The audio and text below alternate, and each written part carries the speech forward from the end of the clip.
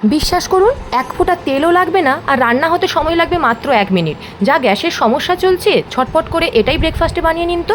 দেখুন, আমি যে গ্লাসের মাপটা নিয়েছি, সেই গ্লাসের মাপে 1 কাপের একটু কম আমি সুজি দিয়েছি।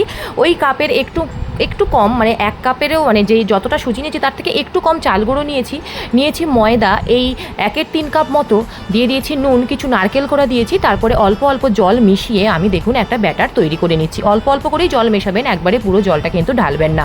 তো আমার মোটামুটি দেখুন, আমি 1 কাপ মতো, মানে যেই কাপটার মাপ নিয়েছি 1 কাপ মতো জল এখন দিয়ে আমি ব্যাটারটা বানিয়ে রেস্টে মোটামুটি 5 থেকে 10 মিনিট মতো রেখে দিয়েছি।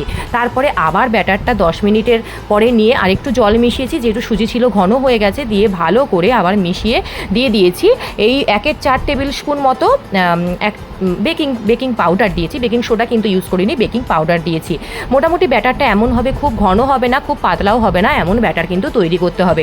এবার দেখুন, তাওয়া একদম হাই ফ্লেমে গরম করেছি। তারপরে 1 হাতা কি 2 হাতা আপনাদের ইচ্ছে মতো ব্যাটার দিয়ে একদম লো ফ্লেম করে ঢাকা দিয়ে মাত্র 1 মিনিট মতো কুক করেছি। তাতেই দেখুন একদম আমার সুন্দর এই টিফিনটি তৈরি হয়ে গেছে, আর ওঠাতেও কোনো সমস্যা হলো না, না লেগে গেল।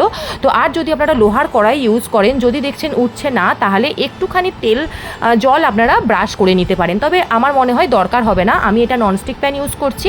তো দেখুন কি সুন্দর উঠে যাচ্ছে। যদি মাঝে মাঝে ব্যাটারটা ঘন হয়ে যায়, তো একটু জল মিশিয়ে পাতলা করে নেবেন।